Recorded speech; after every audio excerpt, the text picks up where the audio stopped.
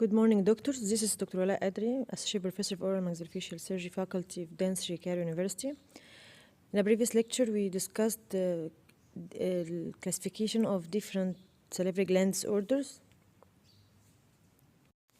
Starting with the developmental conditions, as we said, there is aplegia, meaning congenital missed salivary gland, atresia, loss of canalization, and latent bone cyst, and we said that it's misnomer or a pseudocyst.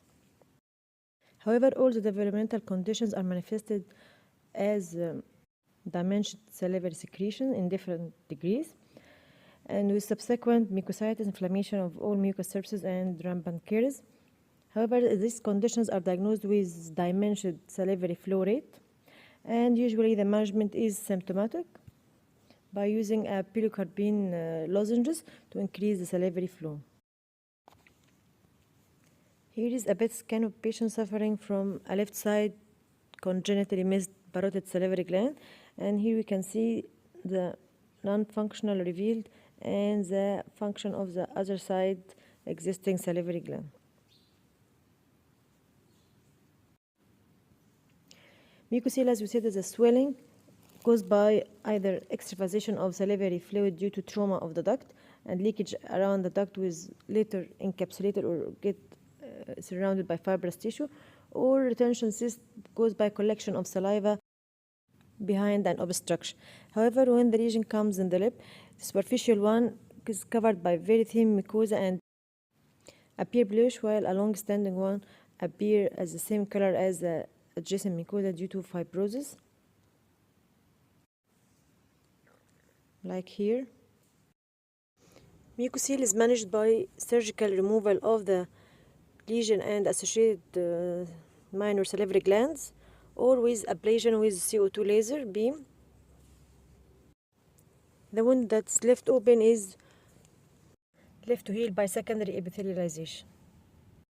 Here is field block anesthesia around the mucocele, followed by mucosal incision in the mucosa only, avoid penetration into the cystic cavity, followed by blunt dissection between the mucosa and the lining of the cyst, then excision, complete excision of the mucocele, and finally undermining the edges with suturing.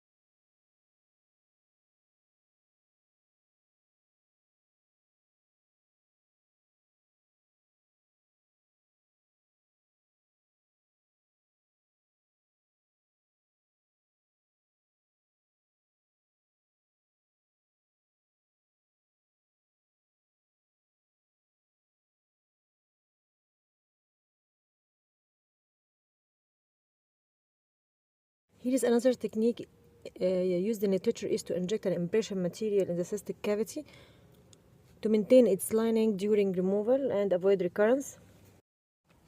Here is the same after injection of the material. We incise over the mucosa and bluntly dissect around the mucocele, then complete removal of the mucocele and final suturing. Ranula is a mucocele that occur in the floor of the mouth, and it's characterized by its bluish color. The patient may be annoyed by the raising of the tongue and difficulty in speech or eating due to this swelling. If this swelling occur or bulge outside the oral cavity extraorally, we can name it as a plunging ranula. This occurs when the mylohyoid muscle doesn't form a complete diaphragm, or there is a defect in the muscle fibers in the floor of the mouth. Then the salivary fluid may leak below the level of mylohyoid muscle, and the swelling appear extra orally in the submandibular region, like here. It's either managed by simple excision or cryosurgery instead of the lancet for incision, or marsupialization in case of large size ranula. And usually the associated causative sublingual salivary gland is removed also with the ranula to avoid recurrence of the lesion. Here is mucosal incision over the ranula. Then we can see the cystic lesion, complete dissection around the ranula, and finalization of dissection, and complete removal of the ranula, followed by suturing. So the recurrence rate of the ranula usually is the top with the incision and drainage only, without removal of the associated salivary gland. The most common cystic lesions that occur in the parotid gland is the lymphoepithelial cyst. Here is an ultrasonography, as we said before, that can differentiate between solid and cystic lesion within the parotid, specifically within the superficial part of parotid gland.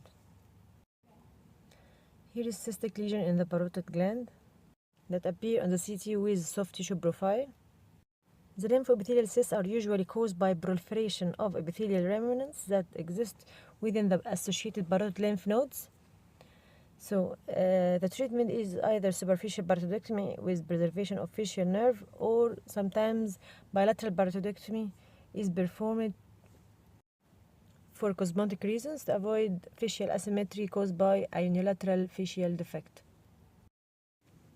Here you can see preservation of facial nerve branches during parotidectomy. Heading to the inflammatory or reactive conditions in salivary glands, we said we have nonspecific sialadenitis, or inflammation of salivary gland, and specific sialadenitis caused by nonspecific and specific bacteria respectively. Nonspecific sialadenitis either acute or chronic, or caused by irradiation. Also, one of the most common and missed lesions are necrotizing sialometaplasia that occur more frequently on the palate. Here we ask ourselves why the parotid gland is most commonly affected by the nonspecific sialadenitis, nonspecific inflammation. We said in the previous lecture that the nature of secretion of salivary gland, either serous or mucus, can affect the condition that may develop in the salivary gland. Here the parotid is mainly serous in secretion, so it lacks the lysosomal protective constituents of the mucinous secretion, which exists in the submandibular salivary gland. So it's most commonly affected by infection. And the causative bacteria, usually nonspecific or a normal inhabitant in the oral cavity or throat, that get flourished by decreased immunity of the host. Surgical parotitis is a term that describes nonspecific inflammation of parotid salivary gland that occur after major surgeries due to induction of general anesthesia with medications that limit or decrease secretions of whole glands of the body, including salivary glands, resulting in diminished salivary secretion. This is with the retrograde infection of the bacteria from the oral cavity to the orifice of salivary gland up to the body of the gland, result in nonspecific sialadenitis. That's we call surgical parotitis. The patients will shortly after surgery usually complain from bilateral salivary gland swelling with redness and hotness in case of acute infection, with pus discharge out of the orifice of Stensen's duct. For appropriate management of the condition, we take a specimen for culture and sensitivity from the extruded pus and send it for lab investigations, followed by prescription of the specific antibiotic for the patient for relief of the condition. However, the acute parotitis or parotid sialadenitis has its complications if it's not managed properly, like extension of the infection to the associated or related structure like the external auditory meatus or the temporomandibular joint, or may spread medially to the parapharyngeal space, causing airway obstruction by swelling, or descending infection to the mediastinum and its contents from carotid artery or jugular vein, causing its thrombosis. The infection may spread also through the blood and may cause also temporary paralysis of the associated facial nerve. The non-specific bacterial infection is treated initially by empirical antibiotic that involve a broad spectrum antibiotic till we obtain a sample of bacteria and submit it for culture to obtain and know the specific antibiotic to manage the patient with. Supportive measures like increased fluid intake, improved oral hygiene, and warm compresses are advised to the patient to increase speed of recovery. In case of infection doesn't respond to antibiotics, incision and drainage is indicated to evacuate pus and avoid spread of infection. However, the incision should be parallel branches of facial nerve to avoid their injury. Here's a case of infection with cardinal signs of acute infection like redness, hotness, and swelling, and pus extruded from the orifice of a Stenson's duct intraoral. And here is the cause of infection is obstructing salivary gland stone, which cause accumulation of saliva with superimposed infection behind.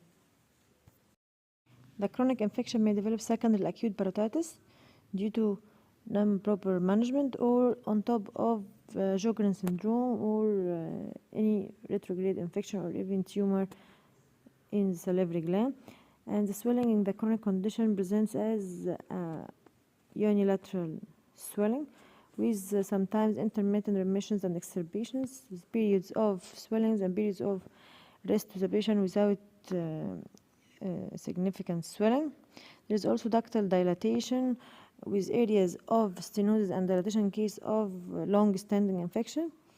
The condition is treated with conservative management like supportive measures and appropriate antibiotics, also extraoral massage of the gland with salivary stimulants, and the most important is the removal of the causative factor, either stone or stricture, by either therapeutic sialondoscopy to widen this stricture or stenosis of the duct. And if all these conservative measures fail, we remove the gland by excision. Here is a third common condition occur in minor salivary glands in palate, which mostly misdiagnosed as an malignant ulcer. However, it's a benign condition, self-limiting and heal spontaneously within a few weeks. It appears as a painless ulcer and it's usually caused by ischemia of the overlying mucosa caused by either local anesthesia, excessive volume local anesthesia like infiltration of the palatal anesthesia in excess volume, which cause necrosis of the overlying mucosa and sloughing of it, causing exposure of the underlying bone.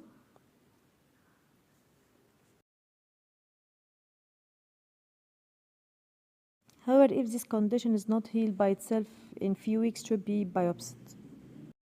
The radiation-induced pathology.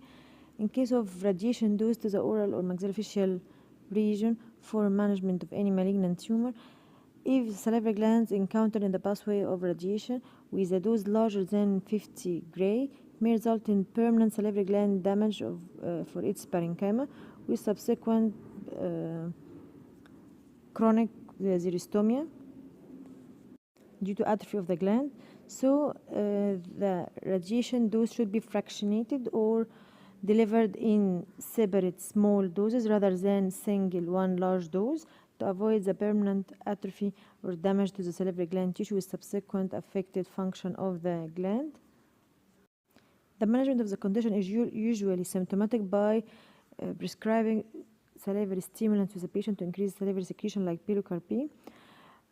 Otherwise, recent modalities are documented to increase the salivary flow post-radiation, like using acupuncture therapy, a Chinese therapy of introducing needles to the oral maxillofacial region to increase the salivary flow. Another modality is the transcutaneous electric nerve stimulation of the affected gland, also to increase its function. This may give positive results according to the degree of damage of salivary gland. Here is the points of acupuncture needles to target the salivary gland function. Here is applied to the patient. And here is the application of transcutaneous subcutaneous electric nerve stimulation also to induce or increase the function of salivary gland tissue with the electrodes applied to the parotid region. A specific infection in parotid or major salivary gland region may include a viral infection like mumps, which is the most common. However, it's an epidemic condition and occur more frequently in children, and we said before it occurs in bilateral fashion because the virus is in the bloodstream and rarely presented in a unilateral fashion. The virus is incubated in the blood for 2 to 3 weeks before the signs and symptoms start to appear. Here is a patient with mumps. The condition or swelling is usually painful and affect one salivary gland before the other one starts to swell. And the lesion is characterized by increased serum amylase in the blood picture. The condition is usually self-limited, and the recovery increased by increased bed rest, increased fluid intake, and analgesics. However, if the patient associated with decreased immunity, a complication may develop like affected organs in the child. In adults, most commonly affected is the orchitis condition, which might cause sterility to the patient. Another viral infection that affects the immunocompromised patient is cytomegalovirus sialodenosis, and the condition is diagnosed by PCR and an excisional biopsy from the minor salivary gland of the lip, like in Sjogren syndrome. Specific bacterial infections include tuberculosis and sarcoidosis. However, they are rare conditions but should be differentiated from the neoplastic conditions. Diagnosis other than history usually involve fine needle aspiration biopsy to obtain a cell sample or culture and sensitivity in case of acute infection with pus extruded following chronicity, and polymerase chain reaction or PCR and excisional biopsy also from the minor salivary gland of the lip. In both these conditions, the infection may be confined to the parotid lymph node or also affect the parenchyma of parotid salivary gland. Treatment of tuberculosis usually by antituberculous antibiotics like rifampicin. The most common immunologic or autoimmune disorder affecting the salivary gland is Sjogren syndrome. Clinically, it's characterized by a triad of xerophthalmia or decrease of tear formation, xerostomia, decreased salivary formation, and a connective disorder like rheumatoid arthritis. The condition usually caused by infiltration of lymphocytes into the acini or parenchyma of salivary gland, causing affection of function. And the risk of this condition usually due to subsequent transformation to malignant lymphoma in rare conditions. The condition is usually non-painful and may be in primary form affecting the glands only, like lacrimal glands of the eye and salivary gland oral cavity. However, the secondary Sjogren syndrome involves, as we said, a connective disorder like rheumatoid arthritis, and most commonly the condition is bilateral due to the autoimmune phenomenon. The diagnosis is usually confirmed by Schremer test, where a filter paper is inserted on the inner side of the lower eyelid. A specific finding of 5 millimeters tear flow rate is evident in the filter paper. Also, the allography, the characteristic apple tree blossom appearance, and biopsy from minor salivary glands of the lower lip is to confirm the diagnosis, together with certain markers in the blood investigation as follows. We're gonna find an antinuclear antibodies, rheumatoid factor, elevated immunoglobulins, and elevated erythrocyte sedimentation rate. And the treatment is usually symptomatic by giving eye drops to replace the tears and salivary sialogogues to increase the hydration of the oral cavity, and with anti-inflammatory drugs in case of associated arthritis. Here we can see in the fluorodeoxyglucose or positron emission tomography scan, which are scanning produced by Gabby camera of injected technetium-99 which is the only modality, as we said, that assists the function of salivary gland. Here we can see the bilateral parotid is hyperactive in Sjogren syndrome. Here we can see parotid affected bilaterally, also with the tonsils affected with the autoimmune disorder of Sjogren. And here is after management, we can see the loss of activity after giving treatment Sjogren syndrome. The activity is decreased or even absent following treatment of Sjogren condition with hydroxychloroquine, which is usually used. Sometimes also an autoimmune or medication that suppresses cell immunity like methotrexate is prescribed for the patients. Non-inflammatory disorders or metabolic disorders. Sialosis is a non-inflammatory, non-neoplastic enlargement of salivary gland tissue, and usually the parotid is affected, and it occurs in certain metabolic conditions like uncontrolled diabetic patients, malnutrition patients, or patients taking alcohol, or even drug induced by antidepressants or anticholinergics, antihypertensives, and antihistaminics. All these 4 conditions are diagnosed by history of the patients of medical condition or lifestyle or nutrition. So this to be followed with clinical examination. This condition, as we said, sialosis is non-inflammatory, meaning that there is no signs of inflammation or infection like redness or hotness, or even induration like a malignancy. So it cannot be diagnosed as inflammatory or infectious condition, where is termed sialadenitis. Here is sialosis, it is non-inflammatory, where sialadenitis is inflammatory condition. And these conditions usually are bilateral because it is a systemic condition.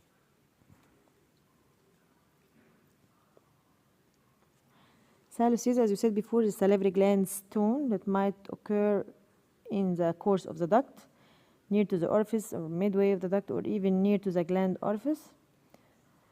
Also, obstruction of salivary gland either caused from the external surface by compression on the duct, by tumor or infection.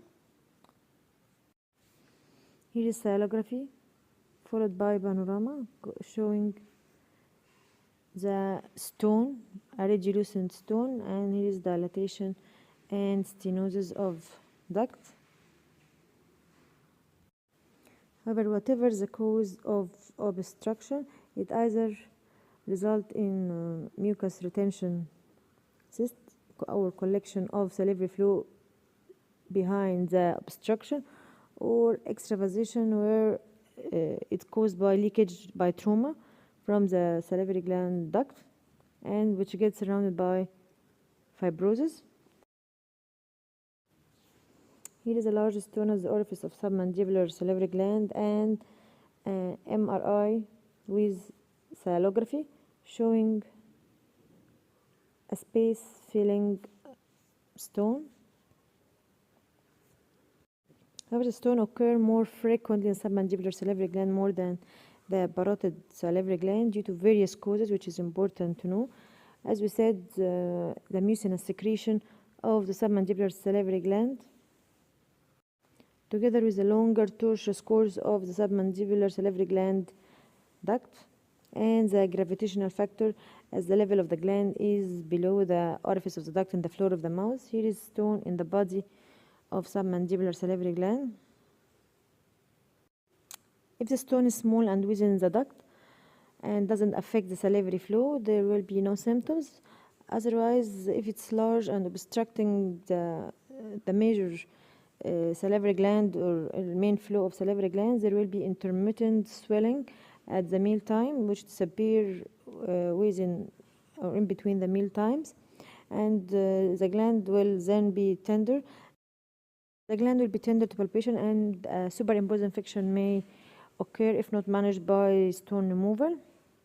However, in case of salivary gland affected by stone within the parenchyma, not in the duct, the whole gland should be removed if its function is affected and atrophy occur.